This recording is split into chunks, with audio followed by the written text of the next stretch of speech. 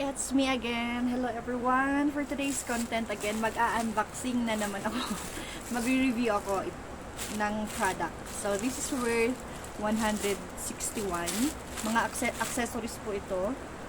Headband tsaka earrings. Set na earrings. So ilalagay ko dyan kung ano yung, saan yung store na pinagbilhan ko. By the way, TikTok pala yung pinagbilhan ko.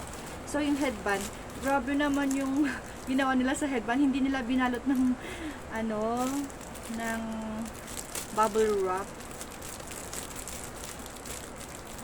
Pero siguro si seller kampante sa quality ng headband niya na hindi masisira kung sakaling na mix sa mga ibang products. So far ito yung binili ko. This is worth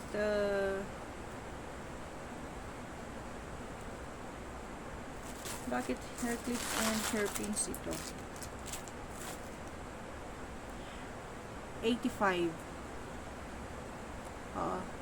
85 pesos ito. Marami akong nakita ng mga mura, pero para same store, ito na lang yung kinuha ko. So ganyan siya. Parang pearl, mala pearl. Tsaka yung dito niya, may siya, parang cotton. Kaya hindi siya masakit. Pati yung ito niya, yan, may rubber siya. May rubber na nakalagay para hindi masakit dito sa tenga.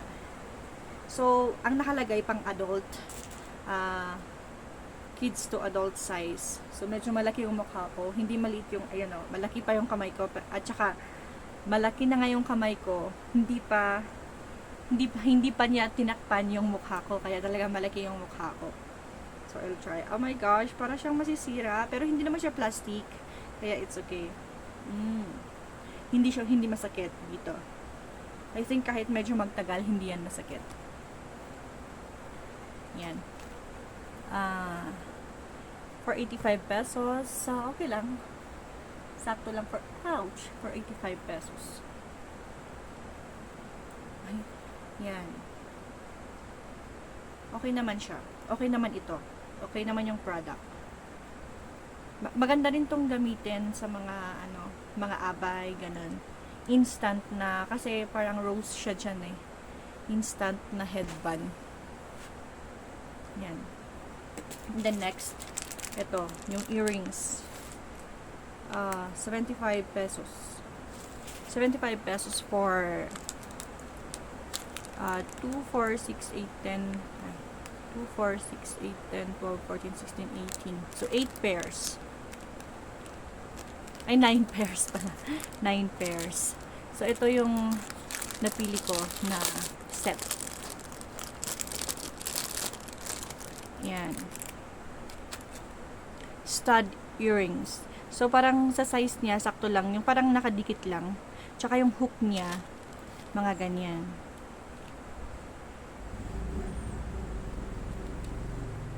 Hindi ko alam kung naririnig niyo yung motor ni Ryder. Talagang bagong dating, pero nung dumating siya dito, hindi umuulan. Tapos, nung dumating na, nung padating na siya, umuulan. Sakto na babalik siya, nagkaputi muna siya, kaya yan, medyo natagalan. Kaya nakapag-review na ako dito, saka pa siya bumabalik. So, yan. Yung iba kasing earrings, loose yung hook niya. Loose yung dito niya. Meron akong binili na isa. Loose yung hook niya. Natatanggal. Hindi siya safe. Pero ito medyo parang okay naman. Mas siya. Mas meron siyang parang secured. Tsaka sa loob nito, sa loob ng hook na to, may maliit na parang rubber na white. Parang silicone. Kaya medyo kung ipapasok mo talaga siya, maglalak. Ayan. So, ganyan siya kaliit. So, sa price niya, hindi po, ito, pala siya, chinek ko, hindi siya hypo, pero fashion earring lang yung nilagay, yung nakalagay. So, yan. Meron pa akong muta. Ay, pimples. Oh. Ito yung flower something. Ayan. Meron palang damage yung ano. Siguro hindi nila masyadong nakita or design niya ba? Yung rose, kung napapansin nyo, magkaiba sila. Magkaiba sila, no? Etong isa, yung ito, mas parang mas ano, hitik siya, yung petals niya. Saan yung ito? Yung itong isa, parang may nawala. Parang may nawala pala. Baka hindi napansin ni seller to.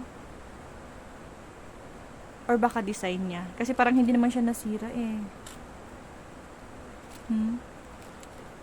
Anyway, I'm satisfied naman sa ano, sa quality at sa ganda niya. Tsaka sa price niya syempre. So yan. So yan na yung ano, yung store. Nakalagay na dyan yung store. By the way, from overseas sabi, yung ito eh, from overseas, kaya I think it's 4 days, 4 to 5 more or less. Hindi, 4 to 5 days bago ito dumating. Unlike yung mga local 3 days, saktong 3 days meron. Ito parang 4 or 5 days, pang 5 days. Kaya ang nakalagay doon October 10 to 14. Ngayon October 11, ngayon dumating. So yan. Thank you for this product. Yan.